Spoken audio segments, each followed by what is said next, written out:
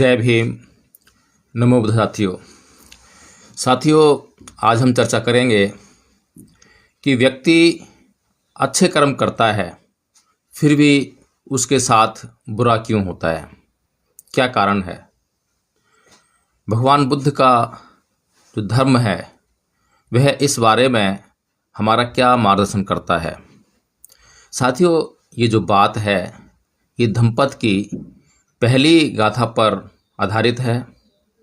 धम्मपद की पहली गाथा में भगवान बुद्ध ने कहा है कि मनोपबंगमा धम्मा मनोसेठा मनोमया मनसा च पदुत्थेन भासति वा करोति वा ततो नंग दुखमन वेत्ति चक्कं वै वहतो पदं। अर्थात मन ही सभी प्रवृत्तियों का अगुआ है। सभी धर्म मन से ही शुरू होते हैं। सब कुछ मनोमय है। मन के इतर कुछ भी नहीं है। यदि दुखी मन से व्यक्ति कोई कार्य करता है तो दुख उसका पीछा वैसे ही करता है जिस प्रकार से बैलगाड़ी में लगे हुए बैलों का पीछा उसके बैलगाड़ी के पहिए करते हैं।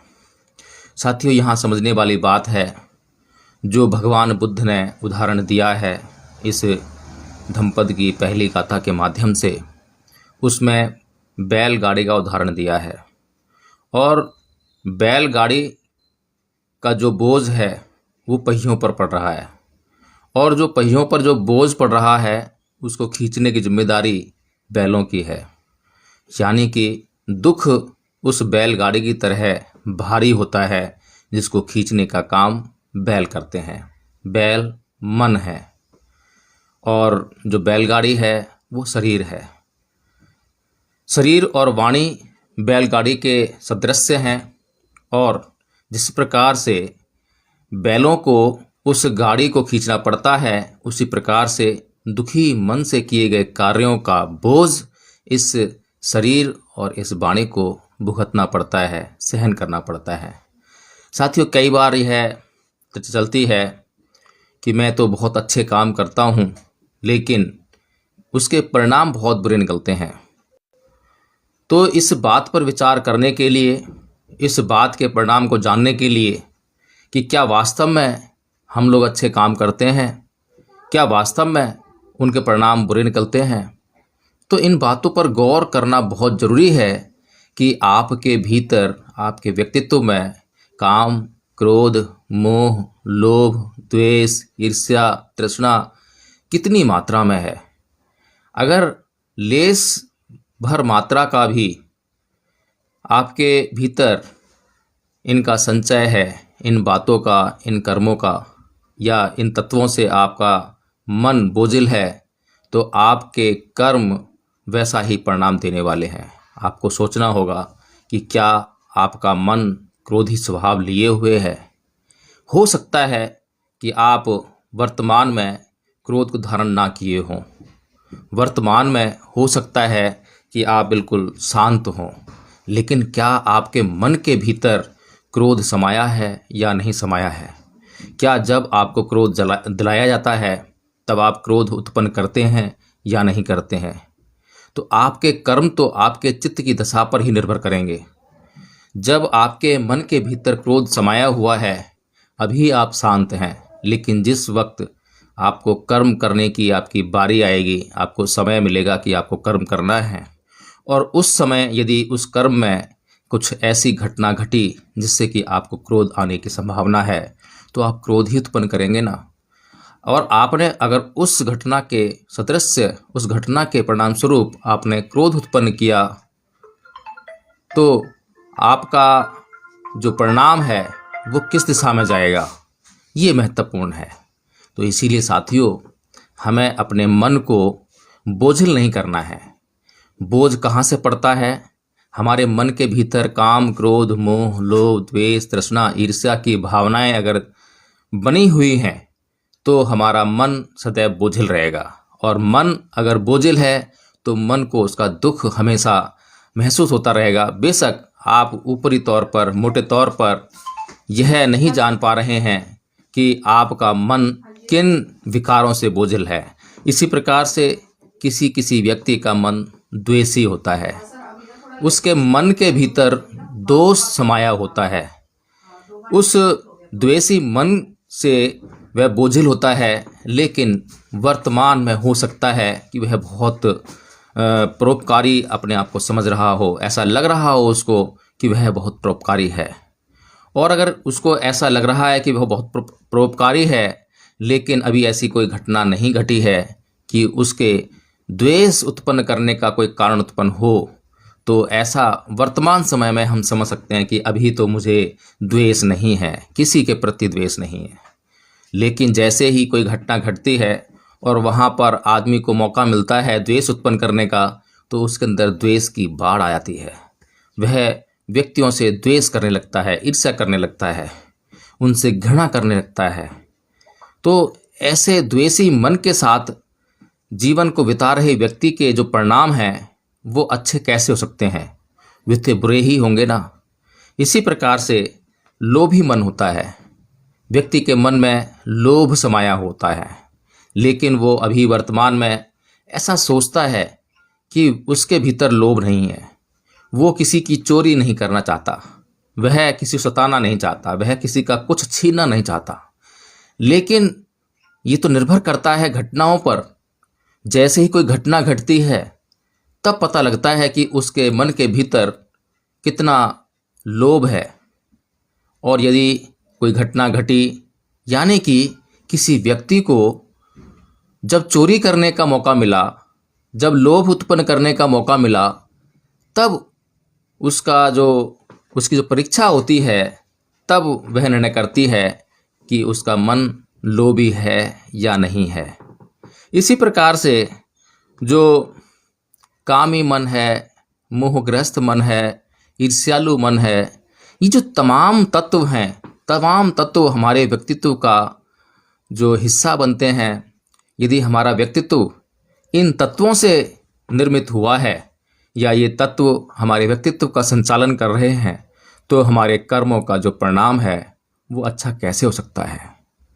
आज हमारा देश जातिगत, सांप्रदायिकता और अन्य कई तरहों की जो विषमताएं हैं, जो बुराइयां हैं, जो बुरे काम, बुरे परिणाम हमारे देश के लोगों को झेलने पड़ रहे हैं, उनके भीतर मन का ही रोल सबसे ज़्यादा अधिक है। व्यक्ति के प्रति ईर्ष्यालु भाव लिए बैठा हुआ है। व्यक्ति के प्रति कामी भाव लिए बैठा हुआ है। व्यक्ति के प्रति क्रोधी स्वभाव लिए बैठा हुआ है, द्वेष का स्वभाव लिए बैठा है। तो वह किस प्रकार से अपने आप को आर्थिक रूप से संपन्न करेगा, दूसरों को आर्थिक रूप से संपन्न करेगा। और यदि कोई व्यक्ति अपने आप को तो आर्थिक रूप से संपन्न कर लेता है, लेकिन वह दूसरों को आर्थिक रूप से संपन्न नहीं करता है और वह उस समाज का हिस्सा भी है, समाज उससे बना है, तो सुख कहाँ से उत्पन्न होगा?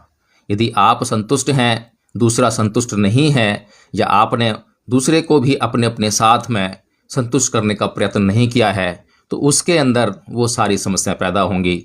ईर्ष्या जगेगी, द्वेष जगेगा, घृणा जगेगी, लोभ जगेगा, काम जगेगा। तो इन समस्याओं से अगर आपको छुटकारा पाना है, तो आपको अपने भीतर परोपकार की भावना को सदैव पैदा करते रहना होगा। अगर आप परोपकारी रहेंगे और आप हर किसी व्यक्ति के साथ में अच्छा ही बर्ताव करेंगे, तो उसके परिणाम आपके लिए कभी भी बुरे नहीं हो सकते। ऐसा कई बार लगता है कि मैं तो बहुत परोपकारी हूँ, मैंने तो अपने पड़ोसी पर बहुत दया दिखाई है, मैंने अपने पड़ोसी को ज़रूरत पड़ने पर बहुत मदद की है। लेकिन ऐसा लगता है हमें, लेकिन हमारे व्यक्तित्व में असली तौर पर क्या समाया है? क्या हम वास्तव में हर एक बात की कुछ लिमिट्स होती हैं। आपके मन की भी लिमिट्स हैं, आपकी शांति की भी लिमिट है, आपके क्रोध की भी लिमिट है।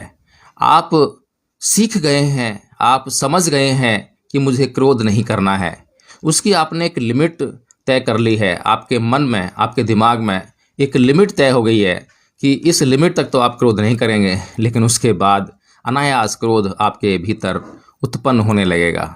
यहीं से जो आपके परिणाम हैं वो बदलने लगते हैं। अगर आपके अंदर कभी क्रोध होए ही ना, तो दूसरे जीव आपके प्रति कभी हिंसक हो ही नहीं सकते। और जो मैंने ये बातें बताई हैं, काम, क्रोध, मोह, लोभ, द्वेष, तृष्णा, ईर्ष्या, ये सारे जो हमारी इंद्रियां हैं, ये हमारे इंद्रियों के विषयों से जब उनका संपर्क होता है तब ये परिणाम उत्पन्न होते हैं। इसका कुल मिलाकर निष्कर्ष यह निकलता है कि हमें अपनी जो 6 इंद्रियां हैं उन पर पूरी तरह से नियंत्रण स्थापित करना होगा। हमारे सामने उदाहरण के स्वरूप तथागत बुद्ध का व्यक्तित्व, महान व्यक्तित्व मौजूद है। उनके महानतम व्यक्तित्व में आपको ऐसी कोई समस्या नहीं देखने को मिलेगी। काम, क्रोध, मोह, लोभ, द्वेष, तृष्णा, ईर्ष्या, आप जांच कीजिए इनमें से कौन से तत्व तथागत बुद्ध के भीतर समाहित थे, या उनका चित्त इनमें से किस तत्व से निर्मित हुआ था, या कितना अंश उनके भीतर इन तत्वों का था। तो जो बुद्ध हैं, बुद्ध पूरे जीवन अहिंसक रहे, कभी उन्होंने किसी के प्रति हिंसा नहीं की, तो कोई जीव उनके प्रति भी कभी हिंसा नहीं कर सका। आपके भीतर कितनी अहिंसा है, इस बात से यह बात तय होती है कि दूसरे जीव आपके प्रति कितनी अहिंसा करेंगे, या आपके भीतर कितनी हिंसा है, इसी से यह तय होगा कि दूसरे जीव आपके प्रति कितनी हिंसा करेंगे। तो साथियों, इस बात को हमें ये समझना चाहिए। कोई कहता है कि मुझे सामने वाले मारने आ रहा है। आपको मारने तो आ रहा है, लेकिन आपके भीतर क्या चल रहा है? अगर आपके भीतर हिंसा चल रही है तो निसंदेह वह आपको मार ही डालेगा। अगर आपके अंदर भय चल रहा है तो निसंदेह वो आपको मार ही डालेगा। लेकिन ज्यों ही आपके भीतर यह प्रवृत्ति पैदा होती है कि मरना तो सत्य है, और मरने की जो घटना है जीवन में सिर्फ एक ही बार होती है और वो होनी ही है। और मरने की घटना के तो कारण अनेकों हो सकते हैं, लेकिन आप जब मरने से भय अपने उत्पन्न करते हैं अपने भीतर, तो आप मर ही जाते हैं। इसीलिए जिसके भीतर मरने का भय नहीं है उसे कोई मार ही नहीं सकता है। तो साथियों, कुछ लोग सोचते हैं कि मुझे मरना नहीं है, मुझे जीवित रहना है, मुझे जीवन जीना है, तो उस जीवन के लोभ के कारण वे अपने भीतर हिंसा को जन्म देते हैं, अपने अंदर हिंसा को जन्म देते हैं।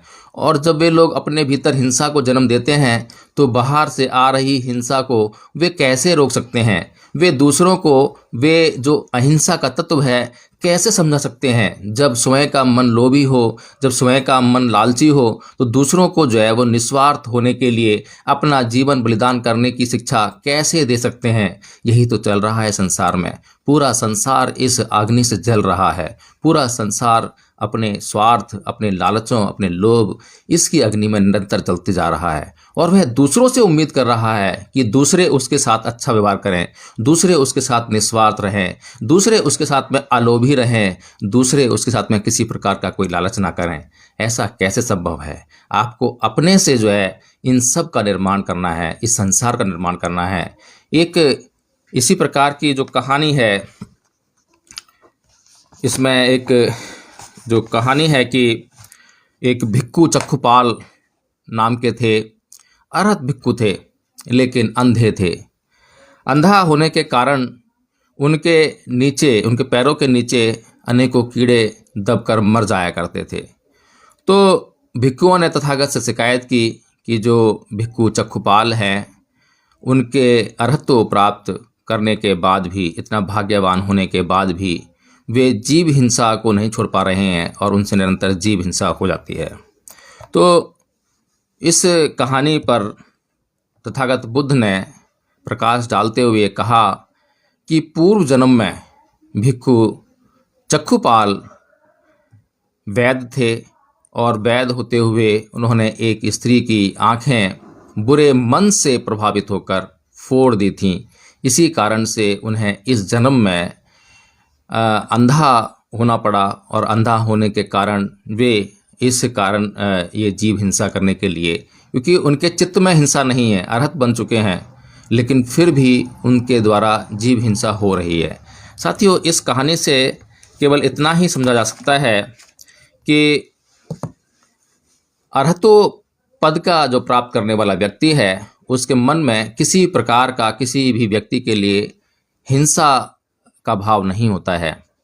और यदि आपके भीतर किसी के प्रति हिंसा का भाव नहीं है, लेकिन आपके शरीर से फिर भी हिंसा हो रही है, तो इसका मतलब ये है कि आप उस हिंसा के लिए कभी भी दोषी नहीं हैं। क्योंकि कभी भी आपके मन में यदि हिंसा नहीं है तो आपके शरीर से कभी हिंसा हो ही नहीं सकती। और आपके शरीर से हिंसा तभी होती है जब आपके मन में हिंसा होती है। इसलिए तथागत बुद्ध ने इस धम्पद में इस गाथा को प्रकाशित करते हुए कहा कि मनोपबंगमा धम्मा मनोसेठा मनोमया मनसा च पदुठेन भासति वा करोति वा ततो नंग दुख मन वेति चक्कंग वै भैतो पदंग। कि जिस प्रकार से आपके मन में दुख समाया हुआ है, आपके मन में क्रोध समाया हुआ है, तो आप दुखी मन से, क्रोधी मन से कभी भी किसी को आशीर्वाद नहीं दे सकते, किसी के लिए अच्छे कल्याण की भावना नहीं कर सकते, कभी भी आप हंस नहीं सकते। आप खुद से अनुभव करें कि क्या जब आप क्रोधी होते हैं, जब आप क्रोध करते हैं, तो उस समय क्या आप मुस्कुरा सकते हैं? क्या उस समय आप हंसते हैं? तो आपके मन से सब कुछ तय होता है। इसलिए आप इस गाथा का अनुसरण करते हुए ये तय कीजिए कि कभी भी आपके मन के भीतर दुख ना समाए। जैसे ही कोई घटनाएं इस प्रकार का परिणाम दे रही हों, तो इस पद से शिक्षा लीजिए और अपने मन से उस दुख को निकालने के प्रयास में तुरंत लग जाइए, क्योंकि यहीं से आपके जीवन के अच्छे परिणामों का निर्माण होने वाला है। जय भीम, नमो बुद्धाय।